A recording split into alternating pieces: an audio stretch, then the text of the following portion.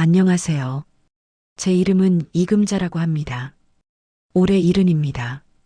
오늘 여러분께 제 이야기를 들려드리려고 합니다.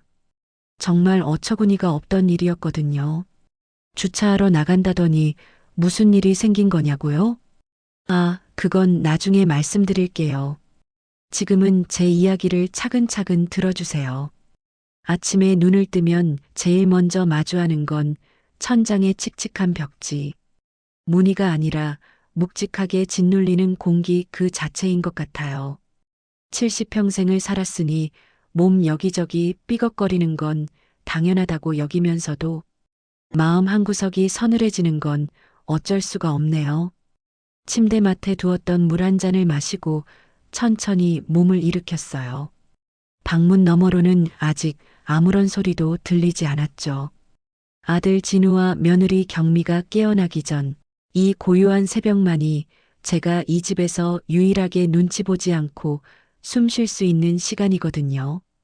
거실로 나가니 썰렁한 기운이 감돌았어요. 습관처럼 베란다 창문을 조금 열어 환기를 시키고 뒤를 돌았는데 순간 제 눈을 의심했어요. 거실 한 구석, 텔레비전 맞은편에 늘 놓여있던 제 안마의자가 보이지 않는 거예요. 10년 넘게 제 허리와 다리를 주물러 주던 그 낡은 갈색 가죽 의자가 감쪽같이 사라지고 휑한 마룻바닥만 드러나 있었죠. 혹시 내가 치매라도 걸려 헛것을 보나 싶어 눈을 비비고 다시 봐도 마찬가지였어요. 가슴이 철렁 내려앉았죠. 도둑이 들었다면 값비싼 텔레비전이나 오디오를 가져갔지. 그 무겁고 낡은 안마의자를 훔쳐갈 리가 없잖아요. 불길한 예감이 스치면서 손끝이 파르르 떨려왔어요. 그 의자가 어떤 의자인 줄 아세요? 제가 시장 바닥에서 생선 팔아번 돈으로 처음 장만했던 제 고단한 인생을 위로해주던 유일한 친구 같은 존재였거든요. 가죽이 좀 해지고 작동 소리가 커지긴 했어도 제 몸에는 그보다 더 편한 게 없었는데 말이에요. 그때 안방 문이 열리며 며느리가 하품을 하며 나왔어요. 부스스한 머리를 극적이며 냉장고에서 생수를 꺼내 마시더군요. 저는 떨리는 목소리를 가다듬으며 물었어요. 경미야, 거실에 있던 안마의자 못 봤니? 아침에 나와보니 없어져서 이게 무슨 일인가 싶구나. 제 물음에 며느리는 물을 꿀꺽 삼키고는 아주 대수롭지 않다는 표정으로 저를 쳐다봤어요. 마치 휴지 조각 하나 치운 이야기를 하듯이요. 아, 그거요? 어제 재활용센터에서 수거해 갔어요. 제가 불렀거든요. 순간 머릿속이 하얘지는 것 같았어요. 수거라니요? 저한테 한마디 상의도 없이 그 큰 가구를 버렸다는 말인가요? 버렸다니 그게 무슨 말이니? 내가 매일 쓰는 건데 나한테 물어보지도 않고 버렸다는 거니? 아직 멀쩡하게 작동하는 걸 왜 버려? 제가 당황해서 목소리가 높아지자 며느리는 미간을 찌푸리며 물병을 탁 소리나게 식탁에 내려놓았어요. 어머님, 아침부터 왜 그렇게 소리를 지르세요? 진우 씨 깨겠어요. 그리고 그 안마의자, 가죽 다 벗겨져서 가루 날리는 거 모르세요? 지난번에도 청소하다 보니까 가죽 부스러기가 바닥에 굴러다니더라고요. 그거 호흡기에 안 좋아요. 그리고 요즘 누가 거실에 그런 칙칙하고 덩치 큰 안마의자를 둬요. 인테리어 다 망치게. 공간만 차지하고 답답해 보여서 제가 정리했어요. 며느리의 말에는 미안한 기색이 전혀 없었어요. 오히려 낡고 지저분한 쓰레기를 대신 치워줬으니 고마워해야 한다는 듯한 태도였죠. 가죽이 해졌으면 커버를 씌우면 되고 덩치가 크면 구석으로 더 밀어 넣으면 되잖아요. 저한테는 그 의자가 밤마다 욱신거리는 허리를 달래주는 약손이나 다름없는데 그걸 인테리어 타령하며 갖다 버리다니. 그래도 나한테 말은 했어야지. 내가 집에 없는 사람도 아니고 하루 종일 방에 있는데 어떻게 묻지도 않고 남의 물건을 함부로 버릴 수가 있어? 그건 예의가 아니지 않니? 제가 섭섭함을 토로하자 며느리는 한숨을 푹 쉬며 팔짱을 꼈어요. 저를 답답한 노인네 취급하는 눈빛이었죠. 어머님한테 물어보면 당연히 못 버리게 하실 거잖아요. 뻔한 거 아니에요? 안 봐도 비디오죠. 그리고 어머님, 그거 쓰실 때마다 드르륵거리는 소리 너무 커서 저희도 스트레스 받았어요. 나중에 제가 마사지건 하나 사드릴게요. 그게 훨씬 간편하고 자리도 안 차지하고 좋아요. 마사지건이라니요? 남이 해주는 것 같은 그 묵직한 의자랑 윙거리는 기계랑 어떻게 같을 수가 있어요? 며느리는 제 편안함보다는 거실의 미관과 자기들의 귀가 더 중요했던 거예요. 어머님 생각해서 그랬다는 핑계도 되지 않더군요. 그냥 자기 눈에 거슬려서 치웠다는 말을 저렇게 당당하게 하는 며느리를 보니 말이 막혔어요. 더 따져봤자 저만 속 좁은 시어머니가 될 게 뻔해서 저는 입술을 꾹 깨물고 돌아섰어요. 방으로 들어오려는데 억울해서 눈물이 핑 돌더군요. 내 집인데 내 마음대로 앉을 의자 하나 둘 곳이 없다는 게 서러웠어요. 사실 이 아파트 전세금 그거 다 제 주머니에서 나온 돈이거든요. 아들 기죽기 싫다고 사돈한테는 제가 해줬다는 말도 안 하고 겉으로는 아들이 대출 끼고 마련한 것처럼 해줬는데 말이죠. 등기부상 주인은 아니더라도 실질적인 가장은 저인데 어쩌다 저는 이 집에서 짐짝 취급을 받게 된 걸까요? 점심때가 다 되어서야 아들이 일어났어요. 주말이라고 느지막이 일어나 소파에 널브러져 텔레비전 채널을 돌리고 있더군요. 저는 혹시나 하는 마음에 아들 옆에 앉았어요.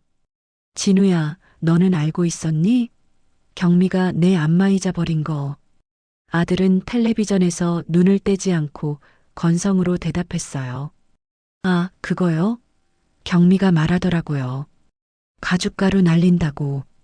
엄마도 이제 그런 거 쓰지 마세요. 낡아서 오히려 허리에 안 좋을 수도 있어요.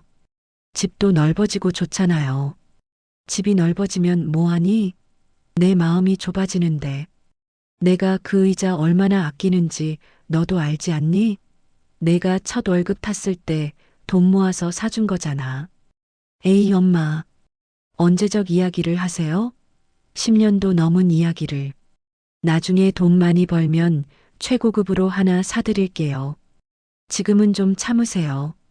우리 집 대출 이자 갚기도 빠듯한 거 아시잖아요. 아들은 제 말을 귀담아도 안 들었어요.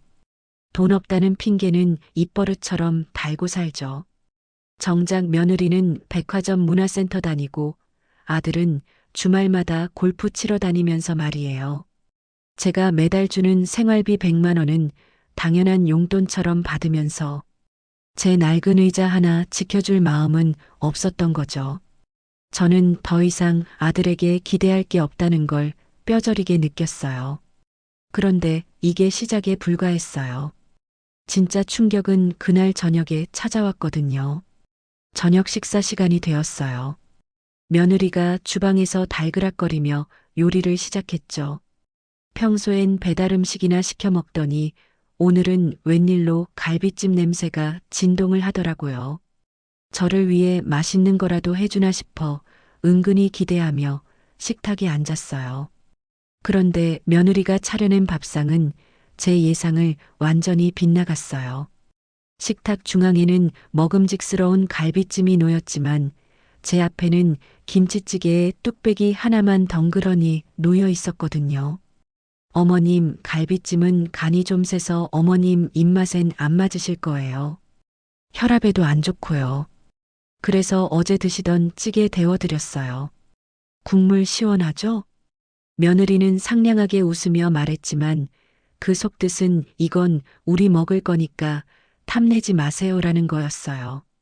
아들은 며느리가 발라주는 고기를 받아 먹으며 엄지손가락을 치켜 세웠죠. 역시 자기가 한 요리가 최고야. 저는 씁쓸한 마음에 국물만 몇 번 떠먹었어요. 그런데 더 기가 막힌 건 밥을 먹던 중 며느리가 꺼낸 말이었어요. 자기야, 이번 주말에 우리 친정 식구들 초대하기로 한 거 알지? 언니 가족이랑 부모님 오시기로 했잖아. 집들이 겸해서 파티하려고. 아, 맞다. 이번 주말이었나? 장모님 오시면 맛있는 거 대접해야겠네. 뭐 드시고 싶대? 두 사람은 신이 나서 메뉴를 의논하기 시작했어요. 킹크랩을 주문할까, 와인을 뭘 살까 하며 떠들썩했죠. 저는 그 대화에 끼어들 틈이 없었어요. 아니, 애초에 저를 투명 인간 취급하고 있었죠. 묵묵히 밥을 먹는데 며느리가 갑자기 저를 쳐다보며 말했어요. 참, 어머님. 그날 약속 있으시죠? 친구분 만나러 가신다고 하셨나? 저는 숟가락을 멈칫했어요.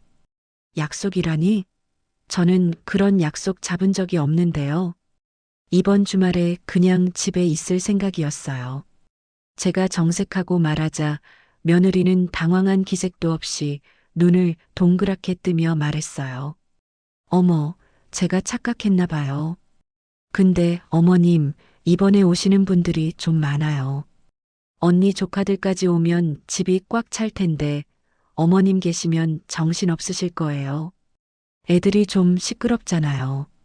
어머님 머리 아프실까봐 걱정돼서 그래요. 말은 저를 걱정한다고 하지만 결국 자리를 비켜달라는 소리였어요. 사돈 식구들 오는데 시어머니가 눈치 없이 끼어 있으면 불편하다는 거죠. 내 집에서 내가 손님 때문에 나가줘야 하는 신세라니. 기가 막혀서 헛웃음이 나올 지경이었어요. 그래서 나보고 나가 있으라는 거냐? 깔 데도 없는데. 아이 참, 어머님도. 나가 있으라니요? 그냥 친구분들 만나서 온천이라도 다녀오시라는 거죠? 제가 용돈 넉넉히 드릴게요. 찜질방 가서 푹 쉬고 오시면 어머님도 좋고 저희도 편하고 좋잖아요. 용돈 준다는 말에 아들이 거들었어요. 그래, 엄마. 며칠 푹 쉬다 오세요. 집에 사람 북적거리면 엄마 화장실 가기도 불편하고 잠도 못 주무실 거예요. 경미 말이 맞네. 이참에 효도 관광한다 생각하고 다녀오세요. 아들 녀석은 제 마음을 몰라도 너무 몰라요. 제가 화장실 가기 불편할까봐 걱정하는 게 아니라 자기 처가 식구들 불편할까봐 저를 내모는 거면서 말이에요. 섭섭함을 넘어 이제는 비참하다는 생각까지 들었어요. 내가 낳아 기른 자식이, 내 돈으로 편하게 사는 자식이 나를 이렇게 걸리적거리는 짐짝 취급하다니요? 알았다. 생각해보마. 저는 밥그릇을 반도 못 비우고 자리에서 일어났어요. 더 앉아 있다가는 밥상이 아니라 눈물 젖은 빵을 먹게 될 것 같았거든요. 방으로 들어와 문을 닫고 침대에 걸터 앉았어요. 벽에 걸린 달력을 멍하니 바라봤죠. 이번 주말이면 제 생일이 일주일도 안 남은 시점이었어요. 며느리는 제 생일은 까맣게 잊고 자기네 식구들 불러 파티할 생각만 하고 있는 거죠. 서랍을 열어 깊숙한 곳에 숨겨둔 낡은 봉투를 꺼냈어요. 그 안에는 제 명의로 된 염동네 상가주택의 등기 권리증과 통장이 들어 있었어요.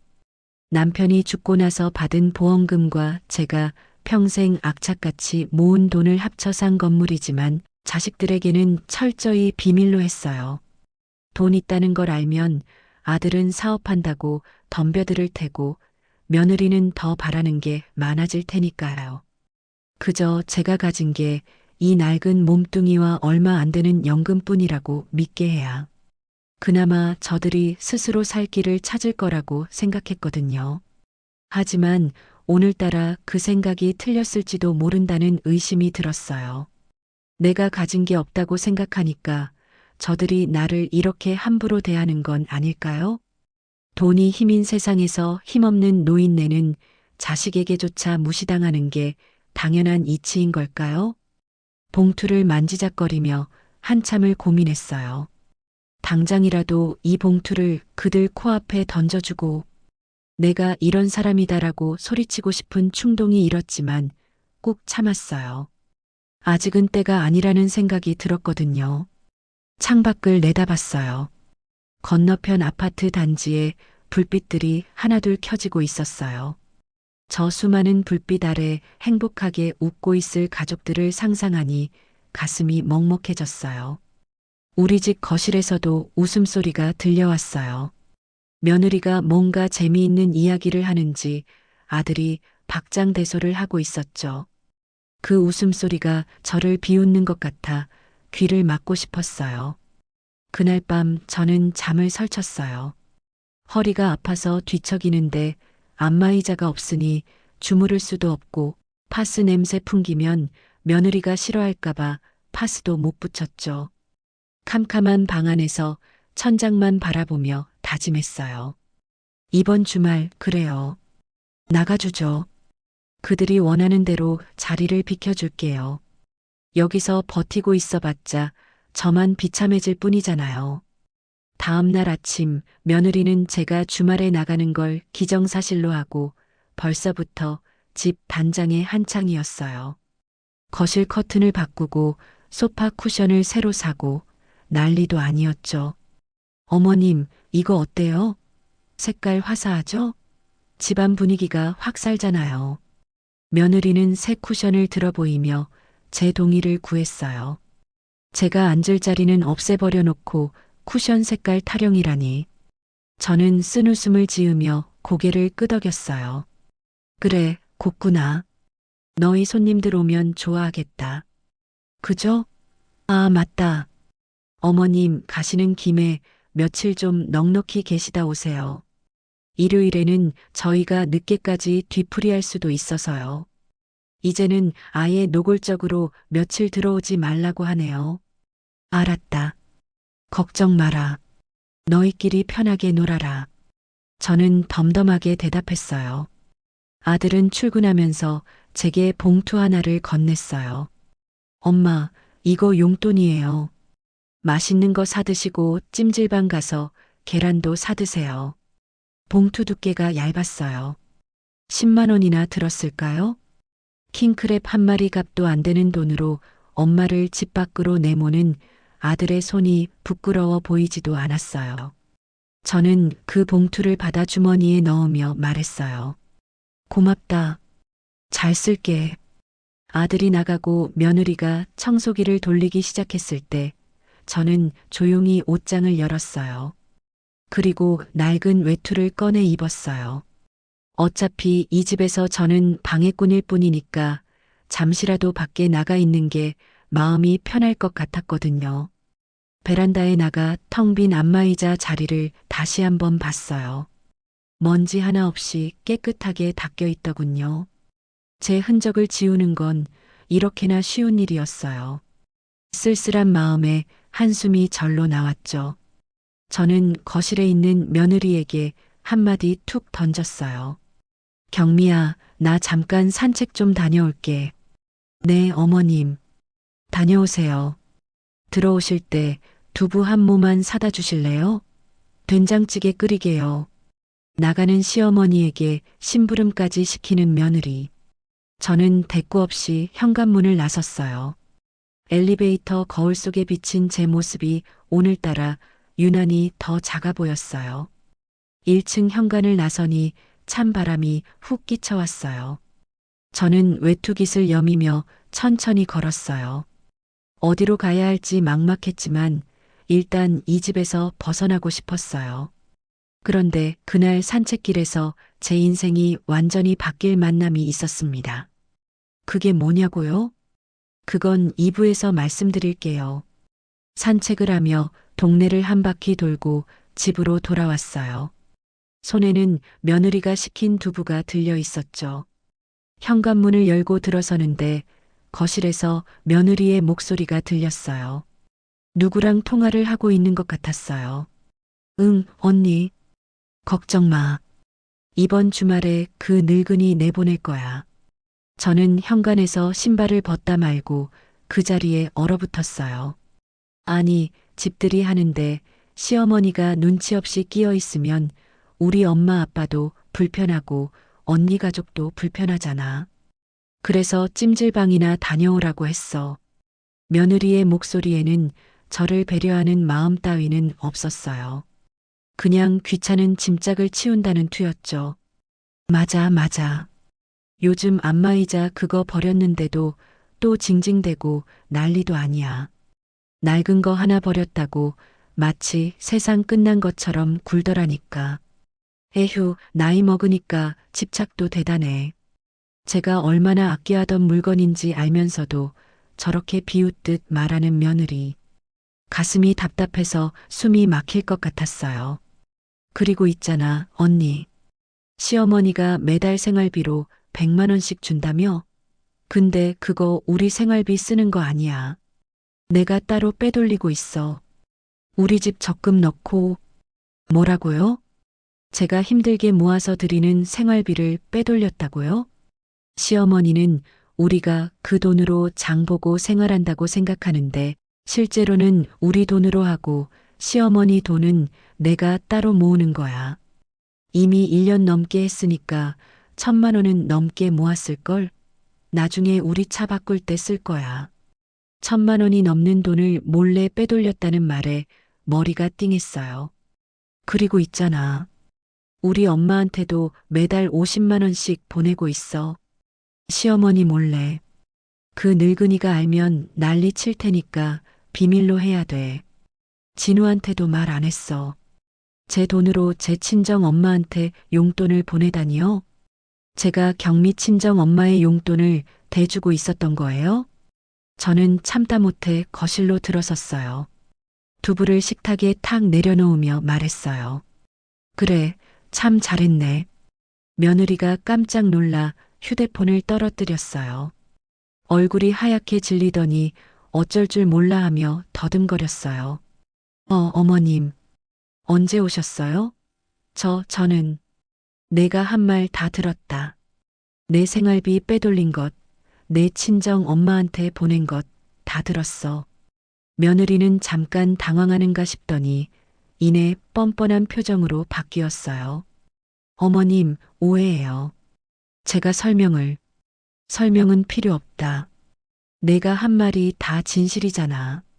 내 안마의자 버린 것도 집착한다고 비웃고 나를 그 늙은이라고 부르고 내 돈 빼돌려서 내 친정 엄마 용돈 주고. 어머님 진정하세요. 제가 그런 뜻으로 한 말이. 됐다. 더 이상 변명하지 마라.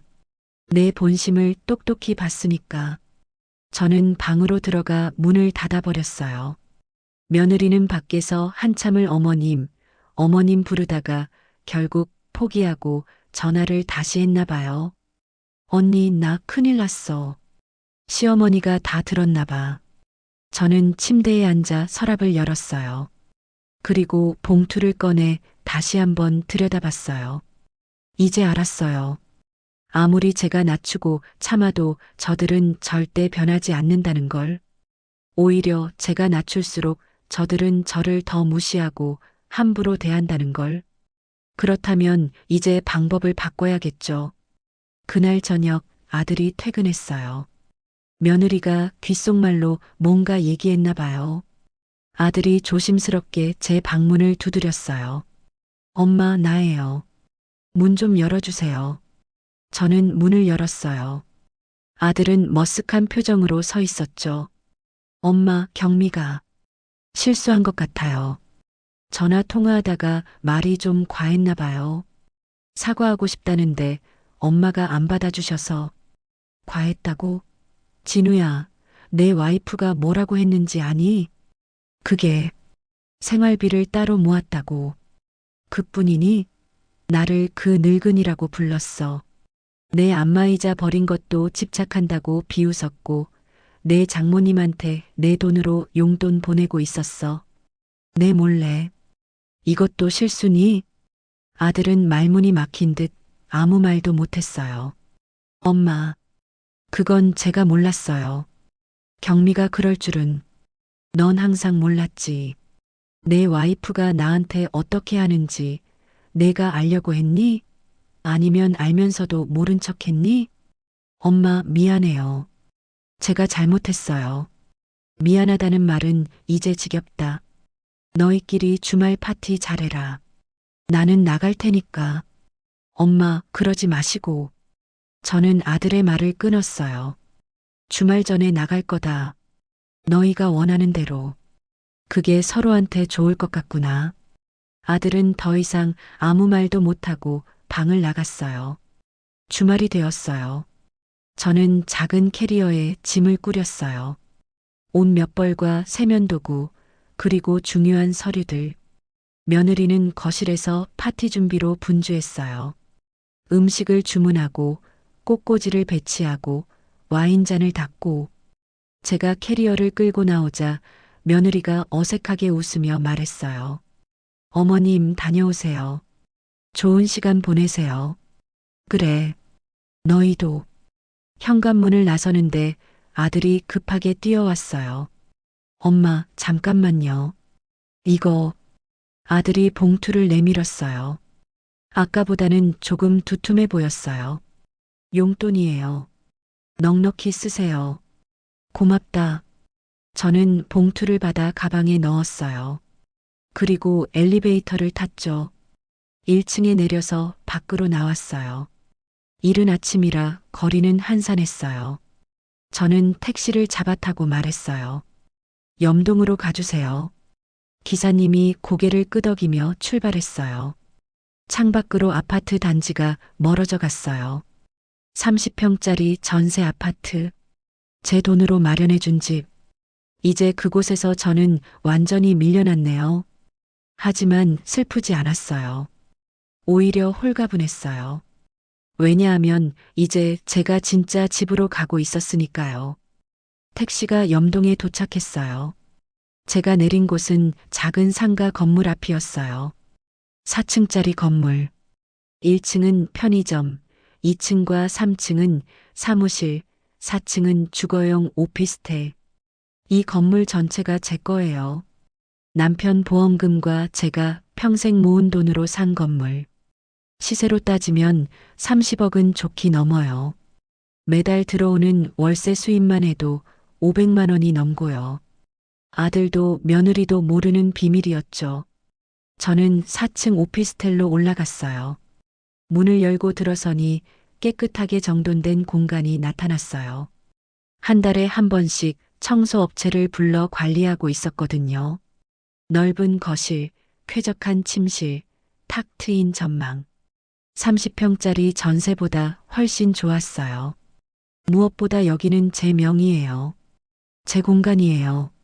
누구 눈치 볼 필요 없이 제가 마음대로 살 수 있는 곳. 저는 가방을 내려놓고 창가에 서서 밖을 내다봤어요. 햇살이 따스하게 비쳐들었어요. 아, 이렇게 좋은 집에서 혼자 살면서 왜 그 좁은 전세 아파트에서 눈치 보며 살았을까요? 자식들이 불쌍해서였어요. 손주들 보고 싶어서였어요. 가족이라는 이름이 좋아서였어요. 하지만 저들은 저를 가족으로 본 적이 없었어요. 그저 ATM이자 가끔 필요할 때 쓰는 가사 도우미 정도로 생각했던 거예요. 저는 소파에 앉아 휴대폰을 꺼냈어요. 그리고 아들에게 문자를 보냈어요. 잘 도착했다. 걱정 마라. 당분간 여기서 지낼 거다. 아들에게서 바로 전화가 왔지만 받지 않았어요. 대신 문자를 하나 더 보냈어요. 너희끼리 잘 살아라. 나는 내 인생 살겠다. 당분간 연락하지 마라. 그리고 휴대폰을 꺼버렸어요. 한편 그 시각 아파트에서는 며느리의 친정 식구들이 도착했어요. 장모, 장인, 처제 부부, 조카들까지. 거실이 북적였죠. 와, 집 분위기 좋네요. 커튼도 새로 했어요? 언니, 이 쿠션 어디서 샀어요? 예쁘다. 며느리는 신이 나서 집안을 안내했어요. 네, 최근에 인테리어 좀 손봤어요. 어때요? 훨씬 넓어 보이죠? 그러게요. 근데 어머님은 안 계세요? 장모의 물음에 며느리가 웃으며 대답했어요. 아, 어머님은 친구분들 만나러 가셨어요. 우리끼리 편하게 놀라고요. 그래, 잘 됐네. 시어머니 있으면 눈치 보이잖아. 맞아요, 엄마. 그래서 미리 보냈어요. 모두들 킥킥거리며 웃었어요. 킹크랩이 차려지고 비싼 와인이 따라졌어요. 경미야, 너 시어머니한테 받는 생활비로 이런 거 사는 거야? 장모의 질문에 며느리가 빙그레 웃었어요. 에이, 엄마. 그 돈은 따로 모으고 있어요. 우리 돈으로 장 보고. 역시 우리 딸이야. 똑똑하네. 시어머니 돈은 무조건 모아야지. 나중에 손주 교육비로 쓰고. 제 생각도 그래요. 그리고 엄마, 저번에 말씀드린 그거요. 매달 50만 원씩 보내드리기로 한 거. 이번 달 것도 보냈어요. 아이고, 기특해라. 근데 진우는 알아? 아니요. 진우 오빠는 모르죠. 시어머니도 모르고요. 비밀이에요. 친정 식구들은 박수를 치며 며느리를 칭찬했어요. 그렇게 파티는 무르익어 갔어요. 하지만 그들은 몰랐어요. 그 순간 저는 제 진짜 집에서 편안하게 쉬고 있다는 걸, 그리고 앞으로 그들의 인생에 큰 변화가 올 거라는 걸. 3부로 계속됩니다. 일주일이 지났어요. 저는 염동 오피스텔에서 정말 편안한 시간을 보냈어요. 아침에 일어나 창문을 열면 햇살이 가득 들어오고 커피를 마시며 베란다에 앉아 책을 읽었어요. 누구 눈치 볼 필요 없이 제가 하고 싶은 대로 하며 살았죠. 아들에게서 전화와 문자가 수없이 왔지만 전부 무시했어요. 며느리도 몇 번 문자를 보냈지만 읽지도 않았어요. 그런데 열흘쯤 지났을 때 건물 관리를 맡긴 부동산에서 연락이 왔어요. 사장님, 2층 세입자분이 이번 달 말에 이사 나간대요. 다른 곳으로 사무실 옮긴다고요. 아, 그래요? 알겠습니다. 그리고 1층 편의점 주인분이 월세를 2주 연체하셨어요. 사정이 어려우신가 봐요. 확인해 보겠습니다. 전화를 끊고 생각에 잠겼어요. 세입자가 나가면 공실이 생기고 월세 연체가 계속되면 수입이 줄어들 수 있어요. 하지만 크게 걱정하지 않았어요. 이 동네는 수요가 많으니까 금방 새 세입자를 구할 수 있을 테니까요. 그런데 그날 저녁 뉴스를 보다가 깜짝 놀랐어요. 염동 재개발 사업이 무산되었습니다. 조합원들 간의 갈등과 사업성 문제로. 뭐라고요? 재개발이 무산됐다고요? 저는 급하게 부동산에 전화했어요. 사장님, 큰일 났어요. 재개발이 취소됐어요. 이 동네 건물값이 폭락할 거예요. 뭐라고요? 그럼 우리 건물은? 지금 당장은 괜찮지만 앞으로 세입자 구하기 어려워질 수 있어요. 사람들이 이 동네를 떠날 테니까요. 머리가 띵했어요. 30억짜리 건물이 순식간에 가치가 떨어질 수도 있다는 거잖아요. 하지만 더 큰 충격은 그 다음날 받았어요. 아들에게서 전화가 왔는데 이번엔 받았어요. 엄마. 아들의 목소리가 떨리고 있었어요. 무슨 일이니? 엄마, 나 회사에서 잘렸어요. 뭐? 구조조정이래요. 저를 포함해서 부서 절반이 잘렸어요. 퇴직금도 제대로 못 받고. 아들의 목소리에서 울음이 섞여 나왔어요. 엄마, 저 어떡해요? 대출 이자도 못 갚겠어요. 전세 보증금 만기도 6개월밖에 안 남았는데. 제 가슴이 철렁 내려앉았어요. 아들이 무능하긴 해도 그래도 제 자식인데. 진우야, 진정하고. 일단 다른 회사 알아보고. 엄마, 요즘 경기가 얼마나 안 좋은데요. 특히 제 나이대는 구직이 하늘의 별 따기예요. 젊은 애들은 싸게 쓰고 경력직은 비싸다고 안 뽑고. 아들은 한참을 훌쩍였어요. 엄마, 엄마 없으면 안 돼요. 돌아와 주세요. 제발. 하지만 저는 단호하게 말했어요. 진우야, 엄마가 돌아간다고 내 문제가 해결되니? 너는 너 스스로 해결해야 해. 알아서 잘해봐라. 엄마, 전화를 끊어버렸어요. 가슴이 아팠지만 이번만큼은 제가 나서면 안 된다는 걸 알았어요. 그로부터 며칠 후 또 전화가 왔어요. 이번엔 며느리였어요. 어머님, 저예요, 경미예요. 목소리가 잔뜩 쪼그라들어 있었어요. 무슨 일이니? 어머님, 진우 오빠가 요즘 너무 힘들어해요. 구직도 안 되고 스트레스 받아서 매일 술만 마시고 저도 너무 힘들어요. 그래서 어머님 돌아와 주시면 안 될까요? 제가 잘못했어요. 정말 잘못했어요. 다시는 그러지 않을게요. 며느리의 목소리에서 처음으로 진심이 느껴졌어요. 하지만 아직은 때가 아니었어요. 경미야, 내가 나한테 한 짓 기억하니? 내 안마의자 버린 것, 나를 그 늙은이라고 부른 것, 내 생활비 빼돌린 것, 내 엄마한테 내 돈으로 용돈 준 것, 다 기억하니? 어머님, 정말 죄송해요. 제가 미쳤었어요. 다시는 안 그럴게요. 말은 쉽지. 사람이 하루아침에 변하니? 너희끼리 잘 살아라. 어머님, 전화를 끊었어요. 한 달이 지났어요. 아들은 여전히 취업이 안 됐고 전세 만기는 점점 다가왔어요. 며느리는 생활비를 벌기 위해 마트 캐셔 일을 시작했대요. 그렇게 자존심 강던 며느리가 마트에서 일한다는 게 믿기지 않았어요. 저도 제 나름의 고민이 있었어요. 건물 공실이 늘어나고 월세 수입이 줄어들었거든요. 재개발 무산 소식이 퍼지면서 이 동네를 떠나는 사람들이 늘었어요. 부동산에서는 건물을 빨리 팔라고 재촉했어요. 사장님, 지금이라도 팔아야 해요. 더 늦으면 값이 더 떨어져요. 하지만 저는 팔지 않았어요. 이 건물은 제 노후 보장이었으니까요. 그런데 2달째 되던 날 충격적인 소식을 들었어요. 아들이 사기를 당했다는 거예요. 구직 광고를 보고 면접을 봤는데 그게 다단계 업체였대요.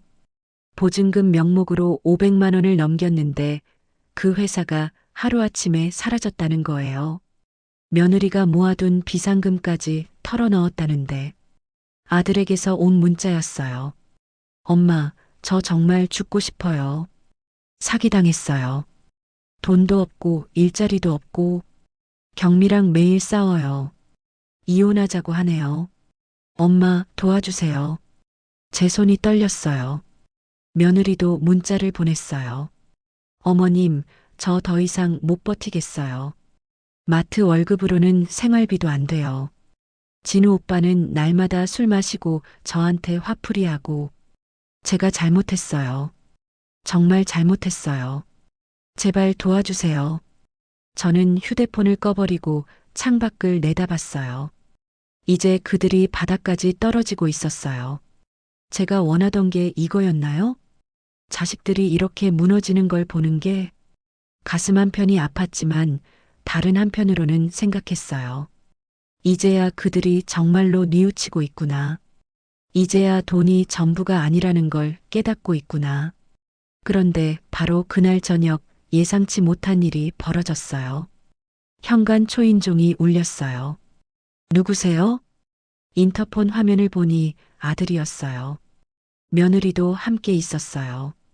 둘 다 비에 흠뻑 젖어 있었고 얼굴이 창백했어요. 어떻게 이곳을 알았을까요? 아, 맞다. 예전에 한번 이 건물 앞에서 아들과 통화했었죠. 그때 위치 추적이 됐나 봐요. 엄마, 엄마, 저예요. 문 좀 열어주세요. 아들이 인터폰을 향해 울부짖었어요. 며느리도 무릎을 꿇고 있었어요. 저는 문을 열어줘야 할까 말까 고민했어요. 그들의 모습이 너무 처참했거든요. 하지만 아직은 때가 아니었어요. 저는 인터폰을 통해 말했어요. 돌아가라.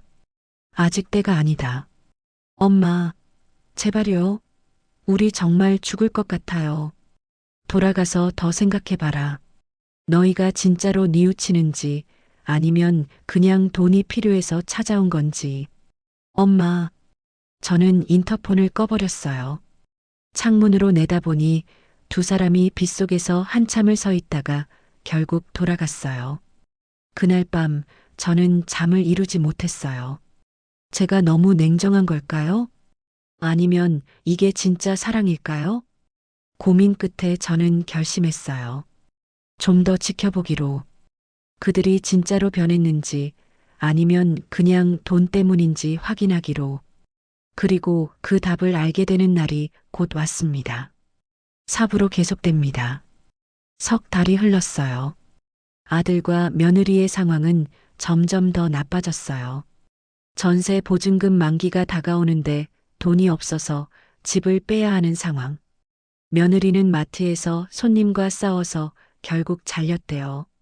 아들은 겨우 일용직 일자리를 구해서 건설 현장에서 일하고 있다고 했어요. 대학 나온 아들이 막노동을 하게 된 거죠. 저도 제 나름의 어려움이 있었어요. 건물 공실이 계속 늘어나서 월세 수입이 반토막 났어요. 게다가 1층 편의점 주인이 월세를 석 달째 밀리고 있었어요. 부동산에서는 계속 건물을 팔라고 압박했어요.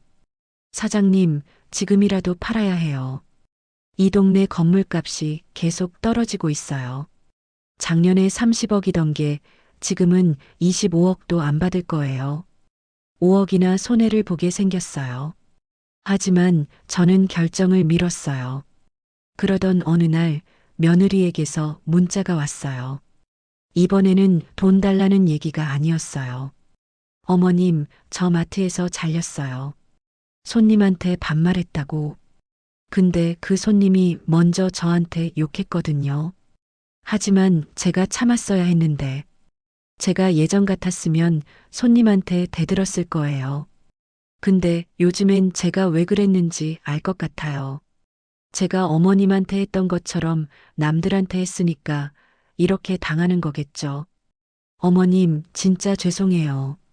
그 문자를 읽고 가슴이 먹먹해졌어요. 며느리가 조금씩 깨닫고 있구나. 그로부터 일주일 후 아들에게서도 문자가 왔어요. 엄마, 저 오늘 공사장에서 손가락 다쳤어요. 병원 가서 꿰맸어요. 일하다가 실수해서. 엄마, 저 지금 깨달았어요. 엄마가 시장에서 생선 팔 때 얼마나 힘드셨을지. 손 시리고 허리 아프고. 그런데도 저 먹이고 입히고 공부시키려고 얼마나 고생하셨을지. 엄마, 정말 죄송해요. 저 이제 알 것 같아요. 눈물이 핑 돌았어요. 드디어 아들이 깨닫기 시작한 건가요? 그런데 다음 날 더 충격적인 소식이 들렸어요. 아들 부부가 집에서 쫓겨났대요. 전세금을 구하지 못해서 집주인이 강제로 내보냈다는 거예요.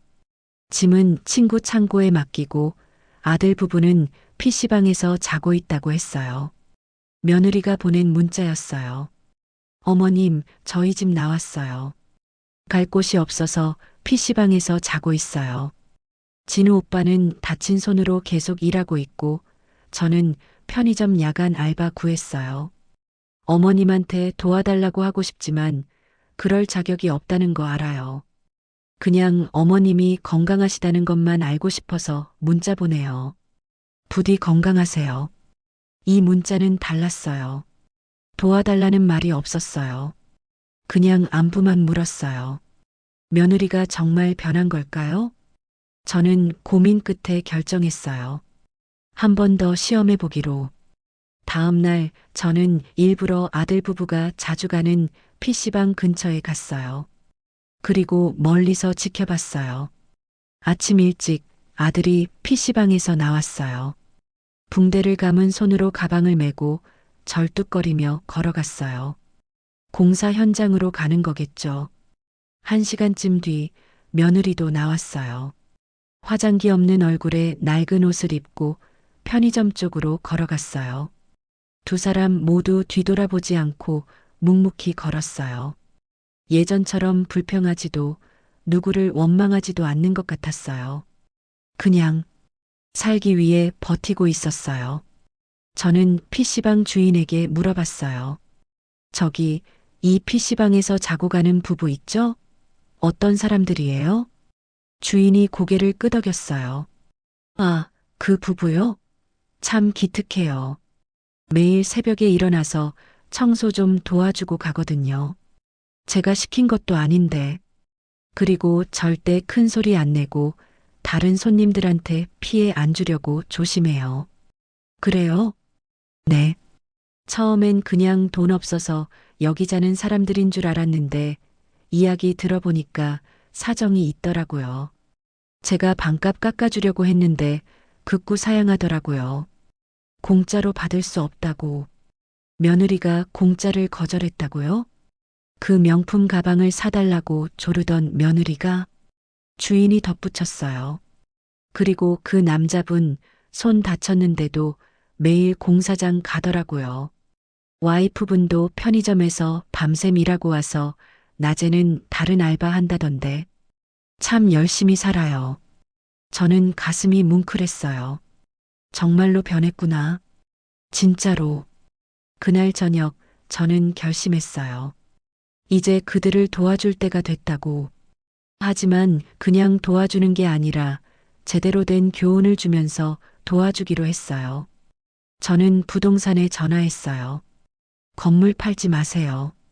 그냥 계속 가지고 있을게요. 사장님, 지금 팔아야. 괜찮아요. 저한테는 이 건물이 돈보다 소중한 거예요. 전화를 끊고 저는 변호사에게 연락했어요. 유언장 작성하고 싶어요. 네, 사장님. 어떻게 하실 건가요? 제 재산 전부를 사회에 기부하겠어요. 아들한테는 한 푼도 안 남기고요. 네, 정말이십니까? 네. 대신 아들이 스스로 일어설 수 있도록 작은 도움만 주고 싶어요. 자세한 건 만나서 얘기하죠. 다음 날 저는 변호사를 만나 유언장을 작성했어요. 내용은 이랬어요. 마이너스 제 사망 시 모든 재산을 장학재단에 기부한다. 마이너스 아들에게는 단 한 푼도 상속하지 않는다. 마이너스 단 생전에 아들이 스스로 자립할 수 있도록 최소한의 도움은 준다. 유언장을 작성하고 나니 마음이 홀가분해졌어요. 이제 아들은 제 재산을 노리며 살 필요가 없어요. 오직 자기 힘으로만 살아가야 해요. 그게 진짜 사랑이에요. 그리고 바로 그날 밤 저는 아들에게 전화를 했어요. 여보세요? 아들의 목소리가 피곤해 절어 있었어요. 진우야, 엄마다. 엄마. 아들의 목소리가 떨렸어요. 엄마, 어떡해. 전화 주셔서 감사해요. 내일 만나자. 엄마가 있는 곳으로 와라. 네, 네. 어디세요? 주소를 알려줬어요. 경미랑 같이 와라. 네, 엄마. 꼭 갈게요. 정말 감사해요. 전화를 끊고 창밖을 내다봤어요. 내일은 어떤 날이 될까요? 과연 아들 부부는 진짜로 변했을까요? 이제 그 답을 알게 될 거예요. 5부로 계속됩니다. 5부 마지막 시험과 새로운 시작. 다음 날 오후 2시. 초인종이 울렸어요. 인터폰 화면을 보니 아들과 며느리가 서 있었어요. 두 사람 모두 낡은 옷을 입고 있었고 머리는 단정하지 못했어요. 하지만 눈빛만큼은 맑았어요. 저는 문을 열어줬어요. 들어오너라. 엄마. 아들이 현관에 들어서더니 그 자리에서 무릎을 꿇었어요. 며느리도 함께. 엄마, 죄송해요. 정말 죄송해요. 두 사람은 고개를 들지 못했어요. 일어나라. 무릎 꿇을 필요 없다. 엄마. 들어와서 앉아라. 이야기 좀 하자. 거실로 안내했어요. 두 사람은 조심스럽게 소파에 앉았어요. 저는 마주보고 앉아 물었어요. 요즘 어떻게 지내니? 아들이 대답했어요. 엄마, 저 공사장에서 일하고 있어요. 힘들긴 하지만 괜찮아요. 정직하게 벌어서 먹고 사니까 마음은 편해요. 며느리도 말했어요. 어머님, 저도 편의점에서 일해요. 처음엔 자존심 상했는데 이제는 괜찮아요. 일하면서 제가 얼마나 교만했는지 깨달았어요. 두 사람의 눈에서 진심이 보였어요.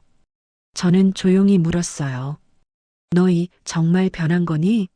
아니면 내 돈이 필요해서 온 거니? 며느리가 고개를 저었어요.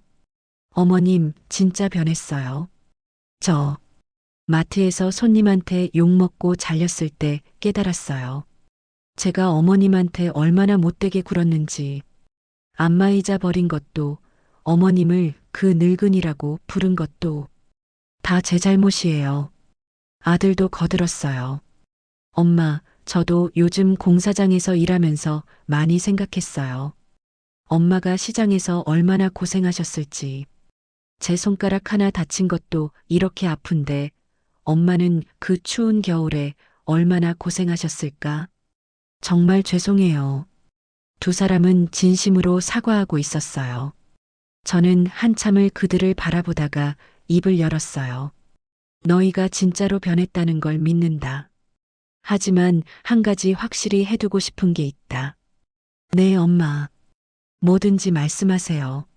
너희, 내가 돈이 많다고 생각하니? 아들이 당황하며 대답했어요.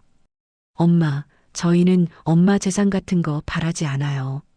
그냥 질문에만 대답해라.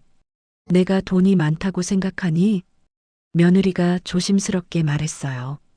어머님, 솔직히 말씀드리면 이 건물 보니까 어머님이 저희가 생각한 것보다 여유가 있으신 것 같아요. 하지만 그건 어머님 거예요. 저희가 바랄 게 아니고요. 좋아. 그럼 이제 진실을 말해주마. 저는 서랍에서 서류를 꺼냈어요. 이 건물 시세가 25억이다. 매달 월세 수입이 300만 원 정도 나온다. 그리고 저축한 돈이 5억 정도 있다. 두 사람의 눈이 커졌어요. 엄마, 그럼 30억이 넘게. 그래. 하지만 이 돈, 너희한테는 한 푼도 안 줄 거다. 네. 나 죽으면 이 돈 전부 사회에 기부할 거다. 장학재단 만들어서 어려운 학생들 도울 거야. 너희한테는 단 한 푼도 상속 안 한다. 아들이 놀라서 입을 벌렸어요. 엄마, 그게 왜 섭섭하니? 며느리가 급하게 손을 저었어요. 아니에요, 어머님. 당연히 어머님 뜻대로 하셔야죠. 기부하시는 거 정말 좋은 일이에요. 너 진심이니? 네, 진심이에요. 어머님 재산은 어머님 거예요. 저희가 바랄 게 아니에요. 아들도 고개를 끄덕였어요. 너희 이 건물 3층에 들어와 살아라. 지금 공실이거든. 월세는 안 받을 테니까 공짜로 살아라. 대신 건물 관리 좀 해줘라. 아들이 깜짝 놀라며 말했어요. 엄마, 그건 너무 큰 혜택이에요. 저희가 그럴 자격 없다고 생각하면 자격을 만들어라. 열심히 일해서 나중에 너희 힘으로 집을 장만해라. 그때까지만 여기서 지내라. 며느리가 눈물을 흘렸어요. 어머님, 정말 감사합니다.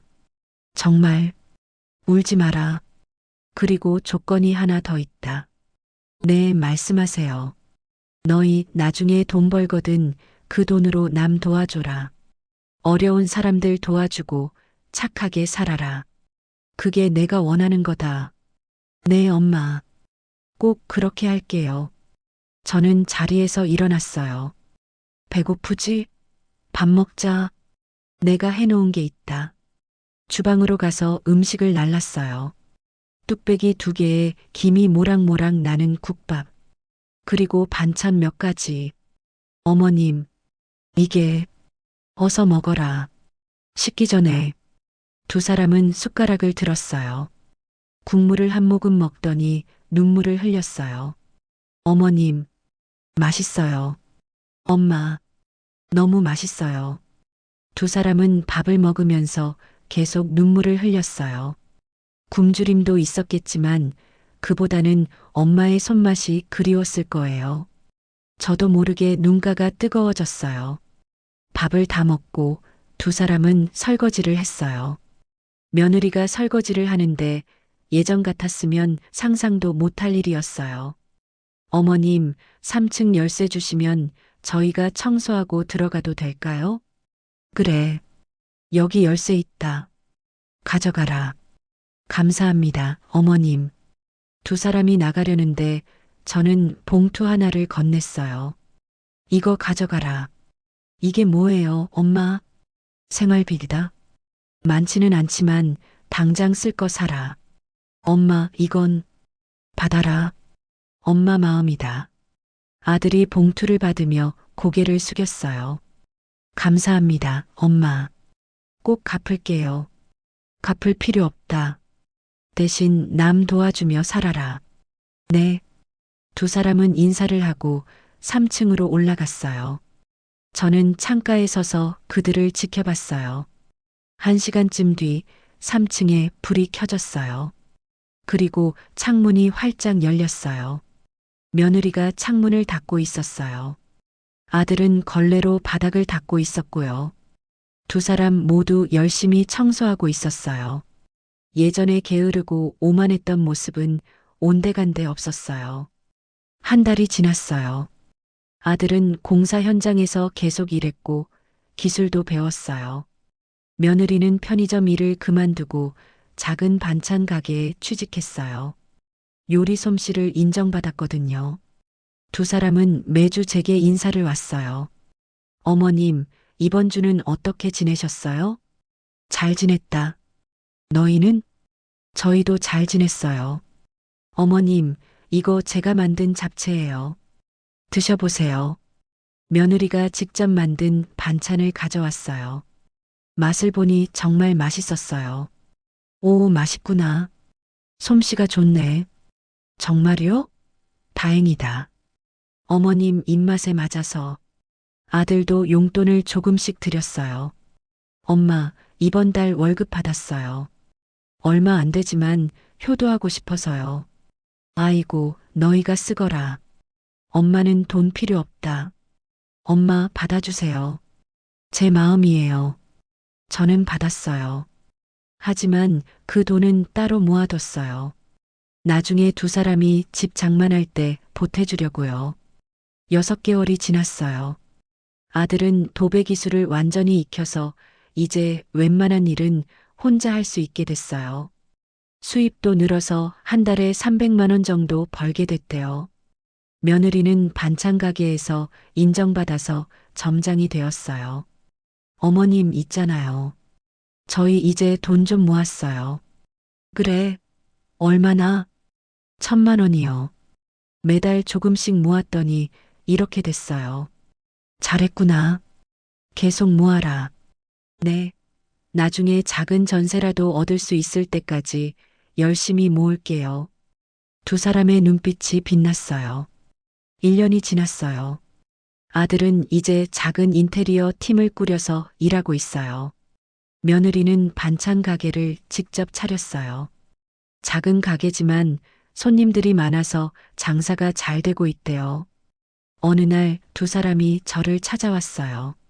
어머님, 저희 집 장만했어요. 뭐? 작은 빌라지만 저희 힘으로 전세 얻었어요. 보증금 5천만 원짜리요. 아들이 자랑스럽게 말했어요. 정말이니? 축하한다. 감사해요, 엄마. 엄마 덕분이에요. 무슨 소리니? 너희가 열심히 일해서 번 거잖아. 며느리가 제 손을 잡았어요. 어머님, 저희 정말 행복해요. 돈은 예전보다 없지만 마음은 훨씬 편해요. 그리고 저희끼리 힘을 합쳐서 이뤄냈다는 게 너무 뿌듯해요. 잘했다. 계속 그렇게 살아라. 이사 가는 날 저는 두 사람을 도와줬어요.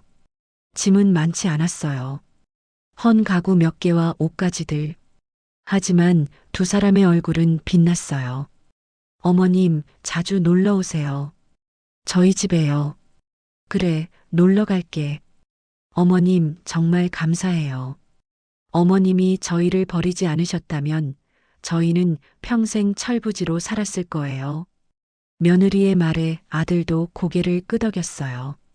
맞아요, 엄마. 엄마가 가르쳐 주신 거예요. 돈보다 중요한 게 뭔지. 저는 두 사람을 꼭 안아줬어요. 엄마는 항상 너희를 사랑한다. 잊지 마라. 네, 엄마. 저희도 엄마 사랑해요. 그날 저녁, 저는 혼자 오피스텔에 앉아 있었어요.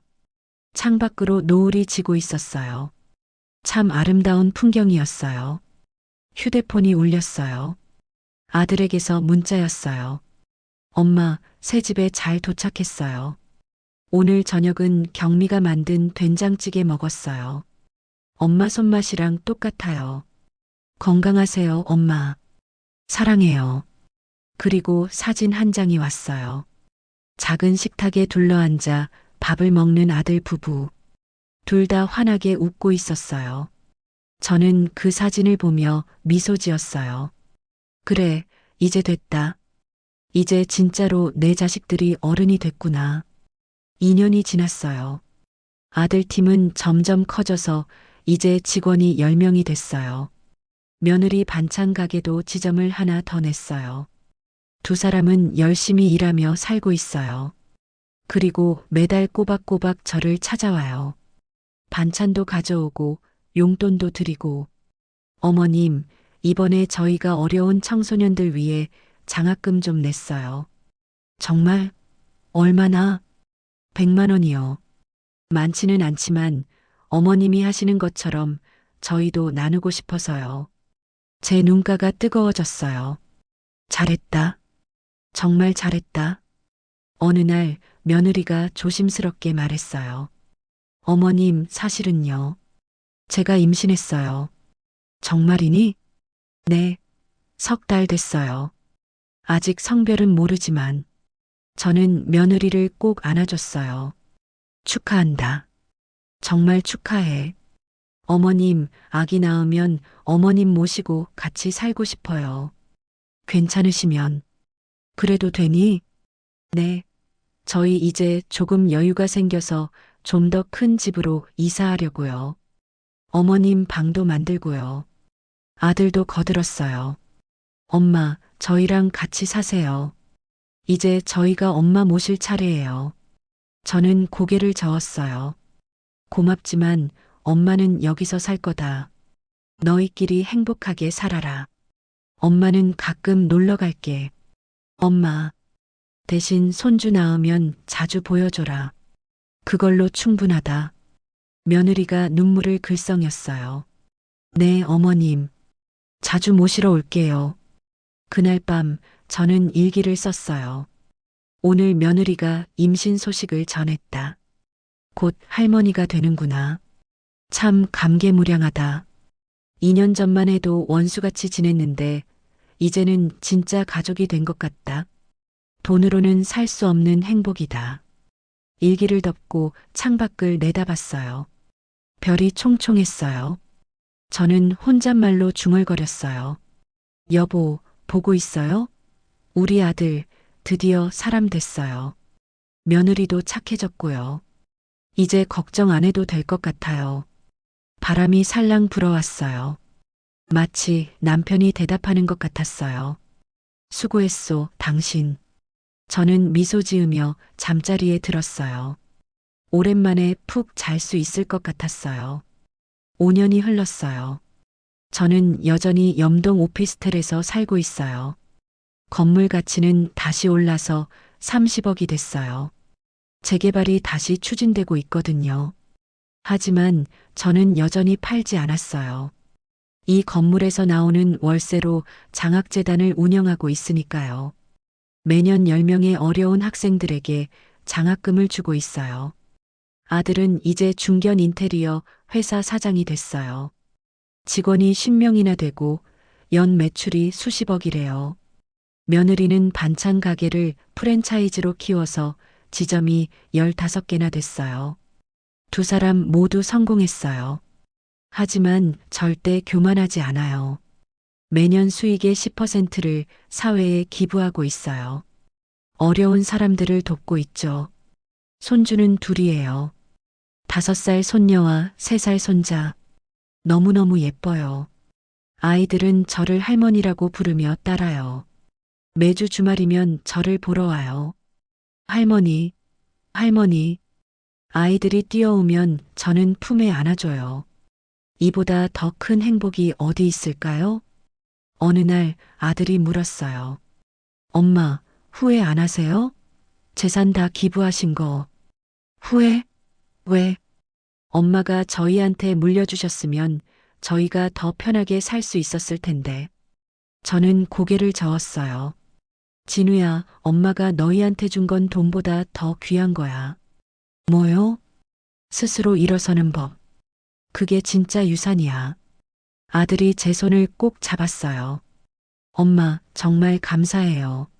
엄마 덕분에 저희가 사람이 됐어요. 며느리도 옆에서 고개를 끄덕였어요. 맞아요, 어머님. 어머님이 그때 저희를 버리지 않으셨다면 저희는 평생 기생충으로 살았을 거예요. 버린 게 아니라 살린 거지. 우리는 서로를 보며 웃었어요. 오늘도 저는 창가에 앉아 있어요. 따뜻한 차 한 잔을 마시며 창밖을 봐요. 아이들 웃음소리가 들려요. 행복한 소리예요. 누군가 저에게 묻는다면 이렇게 대답할 거예요. 제 인생 최고의 선택이 뭐였냐고요? 자식들에게 돈이 아니라 교훈을 준 거예요. 그리고 제 재산을 사회에 환원하기로 한 거요. 돈은 죽으면 가져갈 수 없지만 사랑과 교훈은 영원히 남거든요. 해가 저물어요. 아름다운 노을이에요. 저는 혼잣말로 중얼거려요. 참 잘 살았다. 이금자. 수고했어. 그리고 미소 지으며 차를 한 모금 마셔요. 이보다 더 평화로울 수 없어요. 진짜 행복이란 이런 거예요. 이 이야기를 통해 전하고 싶은 메시지. 돈보다 중요한 것은 사람입니다.